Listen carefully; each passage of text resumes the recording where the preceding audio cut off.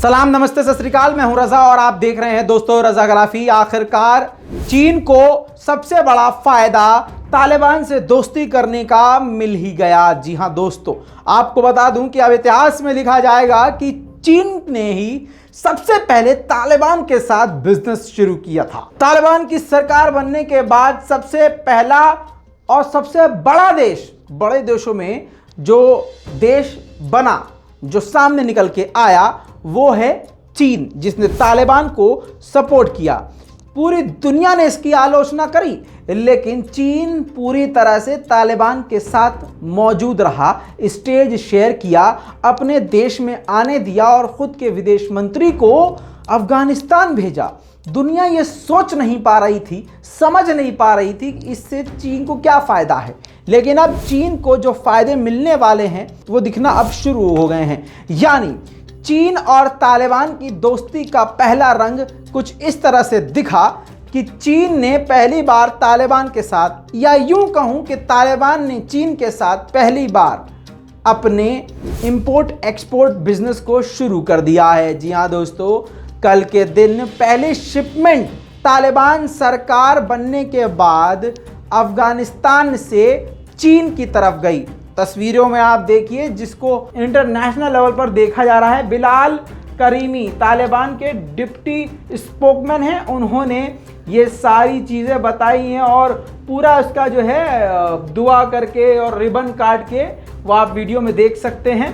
Kabul airport से पहला जो शिपमेंट है वो भेजा गया है चाइना। दोस्तों, इसीलिए कहा जा रहा है कि चीन बहुत चालाक है और चीन जो है बहुत जल्द अफगानिस्तान के अंदर मौजूद होगा। चीन की मिलिट्री भी बताई जा रही है रिपोर्ट के अनुसार बहुत जल्द तालिबान से दोस्ती करने के बाद अफगानिस्तान में नजर आएगी और अफगानिस्तान में मौजूद तालिबान की ये सरकार चीन से ये चाहती है कि अफगानिस्तान में डेवलपमेंट का काम चीन करे। अब ऐसे में जो भारत के बड़े बड़े प्रोजेक्ट्स अफगानिस्तान में हैं वो सब एक तरफ, अब चीन उन पर यानी भारत के प्रोजेक्ट्स को मिटाकर अपने प्रोजेक्ट्स वहां पर इंस्टॉल करेगा। ये सबसे बड़ा झटका भारत के लिए हो सकता है। इसी के साथ एक और बड़ी खबर आपको बता दूं कि तालिबान ने अमेरिका को बड़ी धमकी दे दी है। तालिबान ने साफ साफ कहा है कि पूरी दुनिया ने अभी तक हमको मान्यता नहीं दी है, अमेरिका को भी हमें मान्यता देनी चाहिए, क्योंकि अगर अमेरिका ने हमें मान्यता नहीं दी यानी रिकॉग्नाइज नहीं किया तो इसके परिणाम अमेरिका को भुगतने पड़ेंगे और पूरी दुनिया को भुगतने पड़ेंगे। अब आप इसको किसी भी अंदाज में लीजिए, धमकी के अंदाज में। बहरहाल ये खुली धमकी तो नहीं हो सकती थी, क्योंकि अगर तालिबान खुली धमकी देने लग जाए सीधा जबान इस्तेमाल करके तो भैया पूरी तरह से बैन करना पड़ेगा और जो देश इसको सपोर्ट कर रहे हैं उनको पीछे हटना पड़ेगा। ऐसे में तालिबान के प्रवक्ता ने बड़ी बात कही है। उन्होंने कहा है कि अगर अमेरिका के साथ हमारे राजनयिक संबंध होते तो अमेरिका को अफगानिस्तान पर हमला करने की ज़रूरत ही नहीं पड़ती।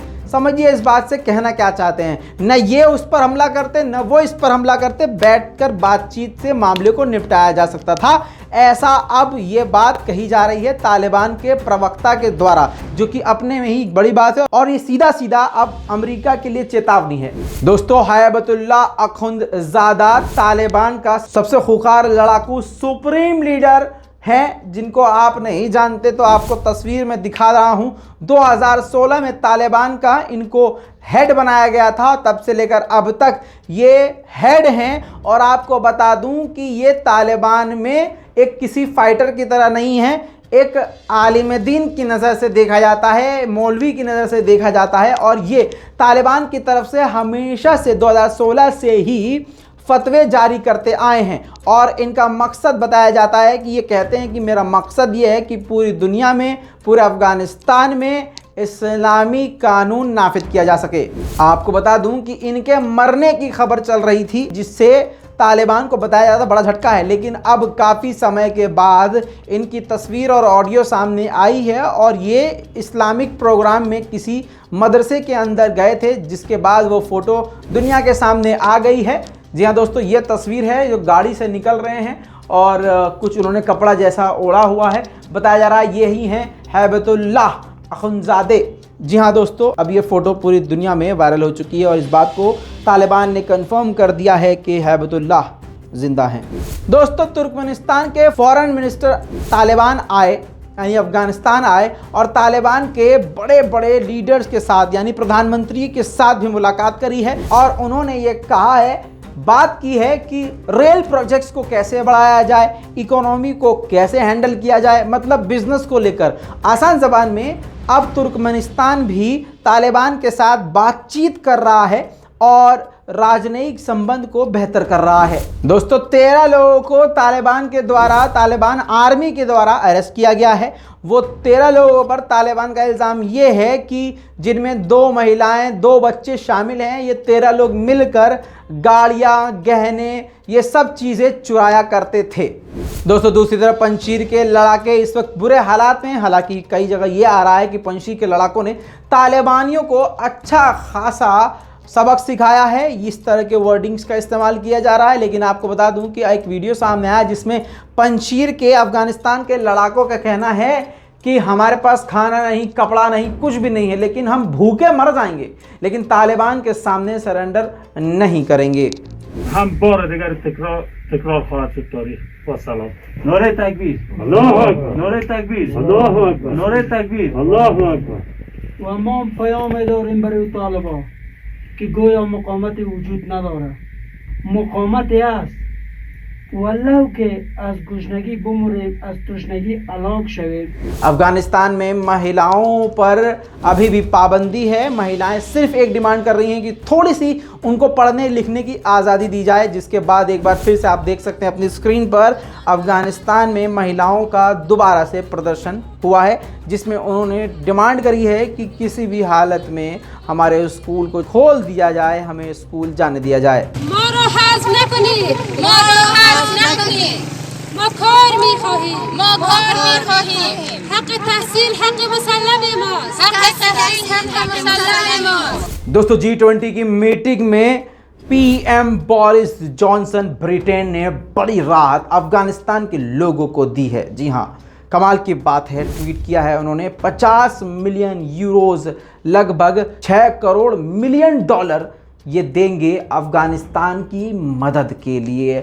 उनका कहना है कि हमारे लिए इम्पॉर्टेंट है कि महिलाओं, बच्चों की मदद की जाए अफ़गानिस्तान के और उनके हक का ध्यान रखा जाए। दोस्तों इसके बाद पूरी दुनिया में ब्रिटेन के पीएम बोरिस की पूरी दुनिया में तारीफ की जा रही है।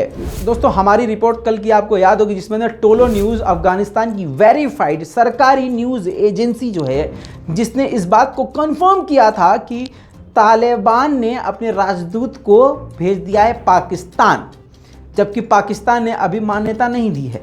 उस खबर को अब ANI भारतीय मीडिया के थ्रू आपको बता दूं कि तालिबान ने डिनाई कर दिया है। तालिबान ने कहा कि हमने अपने राजदूत को नहीं भेजा है, लेकिन इंटरनल रिपोर्ट्स का कहना ये है कि ऐसा नहीं है। तालिबान और पाकिस्तान बेहद करीब हैं और तालिबान के बड़े बड़े नेता जब पाकिस्तान में मौजूद हैं, एक राजदूत अपना वहाँ बिठा देंगे तो क्या चला जाएगा।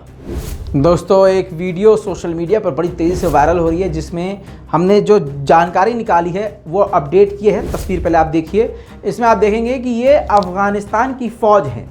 जी हाँ, आपको अभी कुछ सेकंड में ये जो पीछे ट्रक्स हैं, गाड़ियाँ हैं, उसमें अफ़गानिस्तान के झंडे नज़र आएंगे। इस वीडियो में अफ़गानिस्तान के ये जो फ़ौजी हैं इनको सरेंडर करने को बोला है, अपनी गाड़ियों और हथियारों को तालिबान के आगे रख देने के लिए बोला है। और बताया ये गया है कि ये सरकारी फरमान है, तालिबान का नहीं, अशरफ गनी की सरकार की तरफ से सेना को, अफ़गानिस्तान की सेना को कहा गया है, भाई साहब लड़ो नहीं, सरेंडर कर दो। दोस्तों इस पूरी रिपोर्ट पर आपकी क्या राय है, अपनी राय कमेंट में ज़रूर लिखिएगा। रिपोर्ट को शेयर कीजिएगा। मैं हूं रज़ा और आप देख रहे हैं रज़ाग्राफी। जय हिंद।